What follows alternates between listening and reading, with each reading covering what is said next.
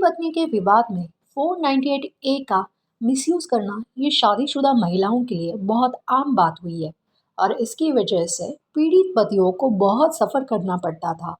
लेकिन supreme court ने दिन ब दिन बढ़ने वाले 498 ए के झूठे दावों को देखकर पति के फेवर में कुछ गाइडलाइन जारी कर रखी है, जिसके चलते आजकल 498 ए का मिसयूज महिला नहीं कर सकती है।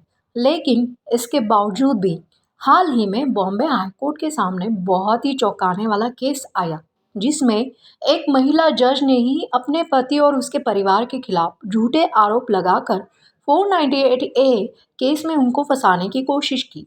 जी हाँ, ये बहुत दुर्भाग्यपूर्ण केस है जहां न्याय देने वाले ने ही कानून का इस तरह से दुरुपयोग करने की कोशिश की। लेकिन पति समय रहते ही बॉम्बे हाईकोर्ट में पहुंच गया और उस महिला जज की एफआईआर रद्द करने की पिटीशन डाल दी। दरअसल इस केस में महिला जज ने आरोप लगाया था कि उसके पति और ससुराल वालों ने कोर्ट में उनके चैम्बर में घुसकर उन्हें धमकाया और जज के रूप में कर्तव्य का पालन करने में बाधा डाली। इस पर बॉम्बे हाईकोर्ट के जस्टिस एएस चंदूरकर और जस्टिस जितेंद्र जैन की बेंच ने कहा कि ऐसा लगता है कि एफआईआर केवल पति और पत्नी के बीच विवाद में बदलाव लेने की भावना से दर्ज कराई गई थी। किसी ने भी महिला जज को उसके कर्तव्यों के बीच बाधा नहीं डाली थी। हाईकोर्ट ने उस महिला के जज के खिलाफ स्ट्रिक्ट एक्शन लेने की आवश्यकता जताई।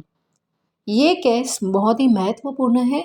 आपको भी पता होना चाहिए कि आप झूठी 498 ए केस हाईकोर्ट जाकर क्वैश कर सकते हैं, एफआईआर रद्द कर सकते हैं।